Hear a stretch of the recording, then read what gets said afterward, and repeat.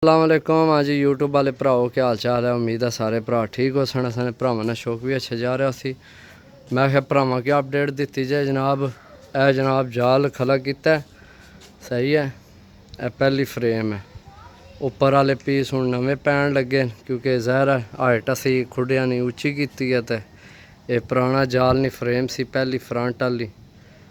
तो ये जनाब हूँ ए पीस उपर वाले फिर पेन ए दोबारा जनाब रंग नाल शुरू है सही है। ए रंग जनाब चूना में तो ये रंग नालू मजबूत है सही है इंशाल्लाह जनाब। है चेक करो मेरा हाथ सही है। ए देखो बिल्कुल जनाब साफ सुथरा सही है।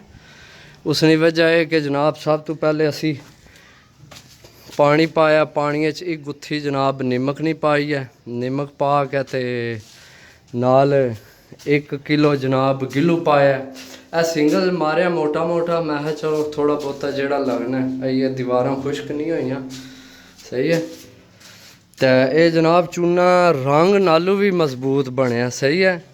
एक गुत्थी निमक नहीं तो एक जनाब किलो गिलू तो 6 किलो चूना सही है। 6 किलो चूना तो 1 किलो गिलू तो एक निमक ने गुत्थी पानी है सादे च पा के ला के चंगा मिक्स करके तो फिर उस तो बाद जनाब गिलू पा के फिर मिक्स करके फिर चूना सेड़िया 2 दिन। ये हुण समझो पेंट बन गया समझो। बाकी जनाब इंशाल्लाह लहना नहीं तो ये मोटा मोटा ही मारिया है सही है।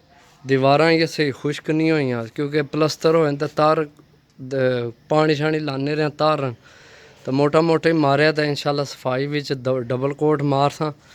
तो यह जनाब साड़ी फ्रेम है। एक है फ्रेम बची सी सही है। ये भी साबत ही लाई सी। ये असी उत्थे पिछे लासा छत कोल ताकि जनाब कबूतर कोई बाहर बवे तो लाने वास्ते कढ़ने वास्ते सही है। तो बाकी इंशाल्लाह बहुत भरावां दियां दवावां सारियां दियां तो इत्थे तोड़ी काम पहुँच गया सही है। ए फ्रेम बाकी ये काम हुण इस गल्ला बंद है कि कल जनाब शुरू किया तो कल बारिश लग गई है। अज भी देखो प्लांट कज के रखे है सही है। अज भी शुरू किया सुबह बारिश लग गई है। हुण बारिश रुकी है मौसम साफ होया तो बिजली बंद हो गई है जिसकी वजह तो ये मसला पेश आ रहा है।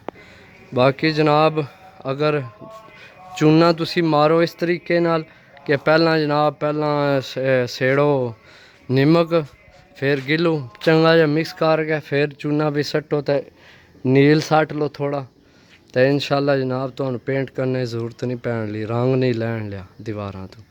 बाकी मिलसा अगली वीडियो तब तक इजाज़त दो। अल्लाह सुनने वाला अल्लाह हाफिज़।